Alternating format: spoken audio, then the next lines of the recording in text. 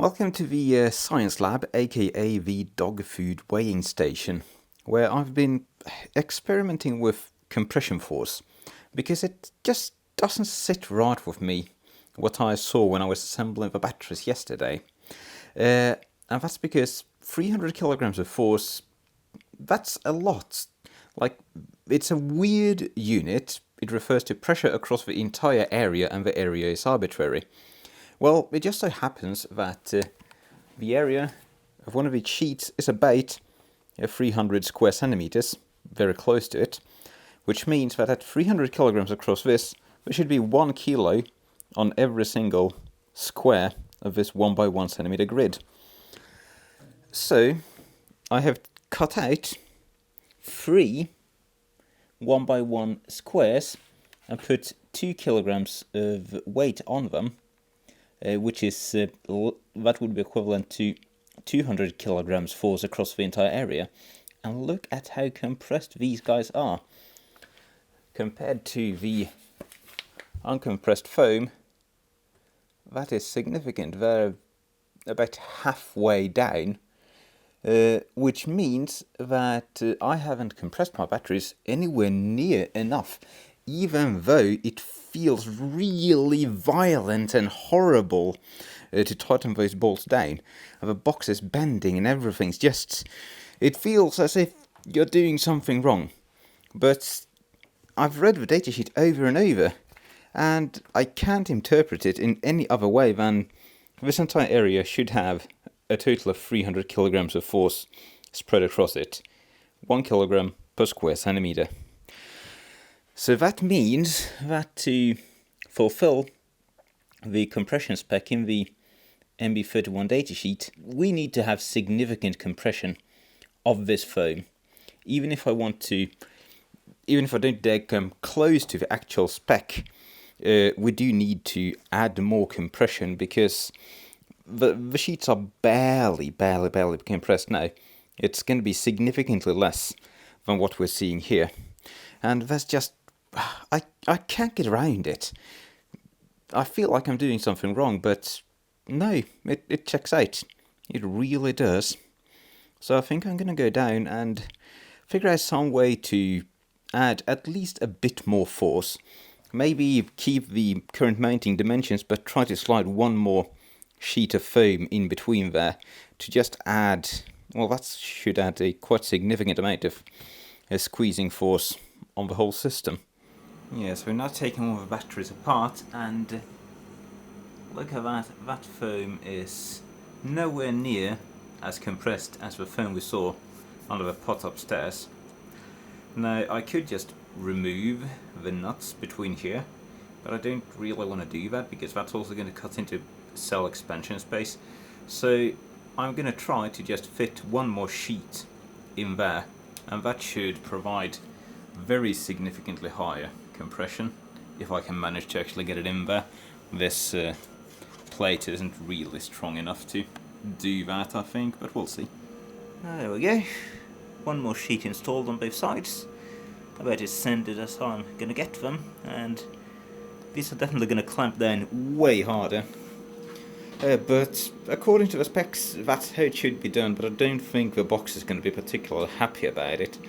But since we now have some kind of reference for how much squeeze it takes to get that foam to deform, I'm a lot more confident to just send it. When I was originally mounting it, I had no idea about how much force it took to compress it, but it's less than I thought. So I'm not afraid that something's going to go horribly wrong this time.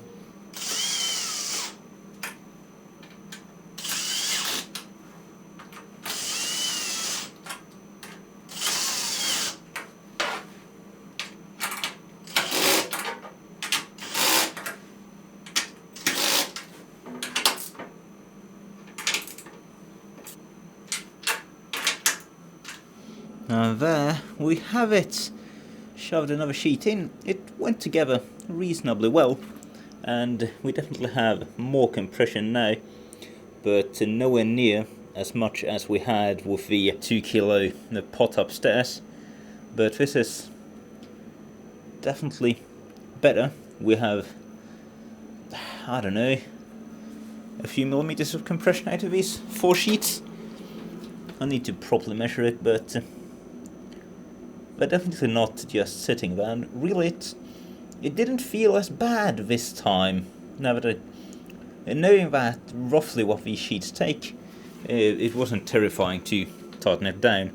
Although the compression plate on this box is not quite strong enough to do a good job. It's bowing out at the bottom. It's not happy, but it's good enough around the top anyway.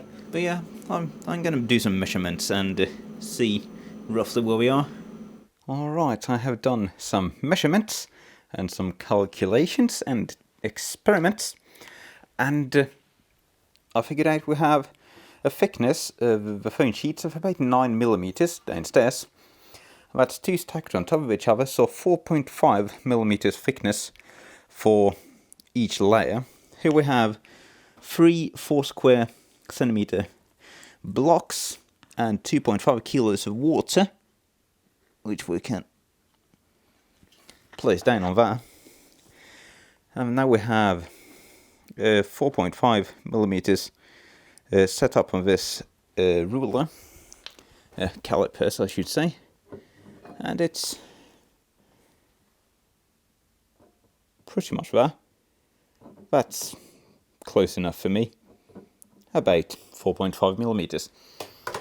Now this is 2.5 kilos of water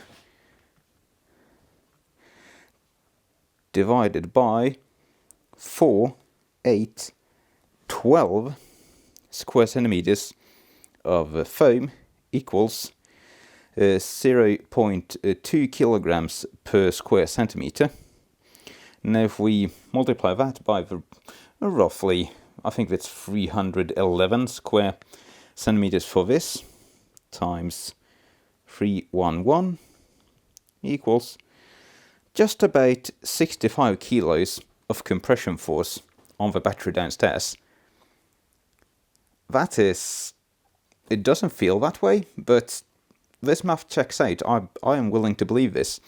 And this absolutely shows that, I'm sorry Andy, but your testing methodology for figuring out 0.25 Newton meters per bolt is just wrong. That's not reality, because I tightened those bolts down significantly more than 0.25 Newton meters, which was probably like 6 to 10 Newton meters or something that it took to actually compress the foam that much. So however you arrived at 0.25, I don't think that makes any sense for the level of compression we need here.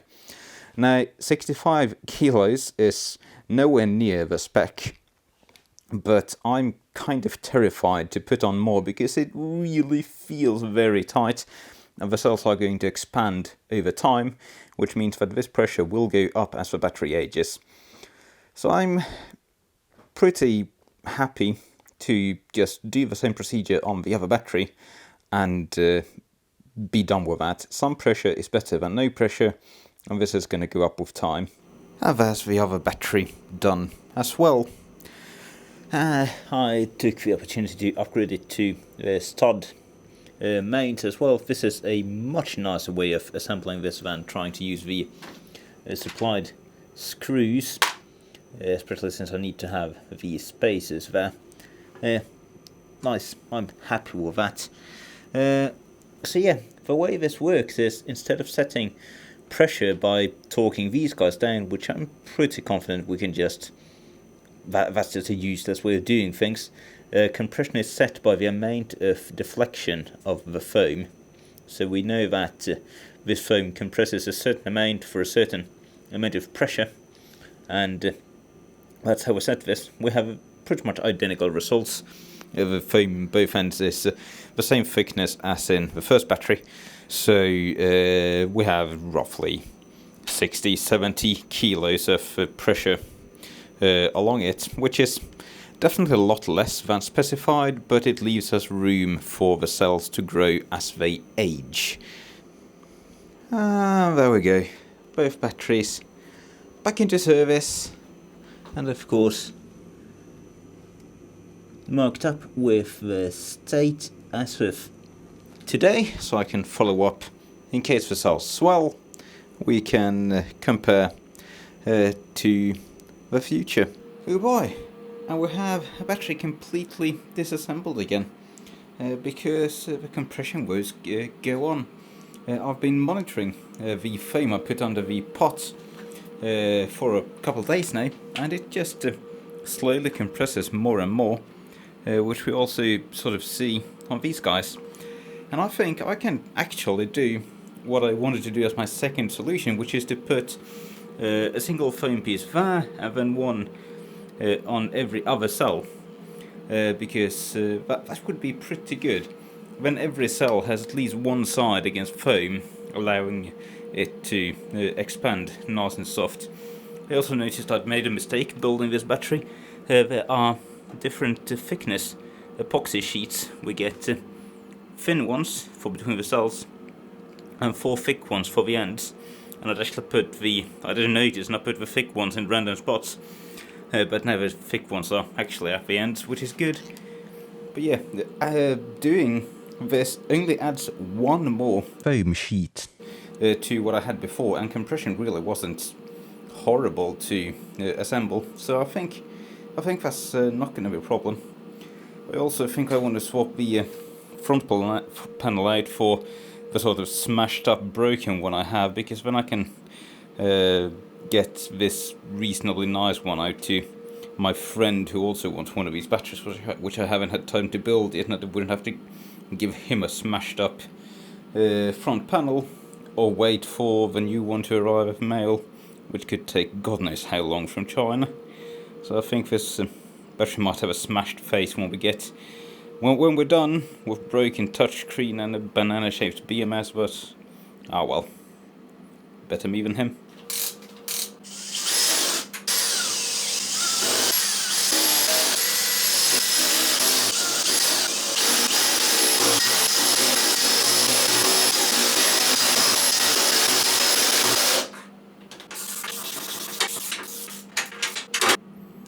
And there we have it, compressed with one more sheet for a total of 1, 2, 3, 4, 5. So it didn't tighten up much harder at all than before, and I put a bit of an extra piece on top here to really get it up to the top so we can see how much it's compressed. Now that's not very different from before, because the old sheets have just become more compressed. So at 4.5 mil, these were when you were under about 65 kilos of load spread across an entire cell. That's probably like 4 mil. Yeah, pretty spot on 4 mil there. So a bit more, probably like 80, maybe 90 kilos if we're being generous. So this should still be well within the spec of the cells. I'm not afraid at all, even though this poor compression plate certainly has a bit of a pot belly, but that's just because it's such thin and weak material. The lower bend here is just not strong enough to actually take up the pressure. But I'm not worried about this. I think that's a fine upgrade. Poof! How about we reassembled with Smashy Mac Smash face for a front panel. So this thing is not good. The BMS sort of bolts in with 3 bolts. The touchscreen is dead. I think the display works. But yeah, I haven't done anything with this BMS other than sort of plug it in to see if it lights up. But I've checked all the wiring. We should be ready to give us a go.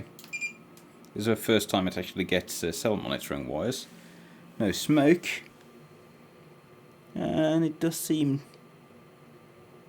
ah, shit. It's in Chinese and no touchscreen, so no language change. RIP, but I'm guessing that's Mandarin for OK or on or whatever. It looks happy.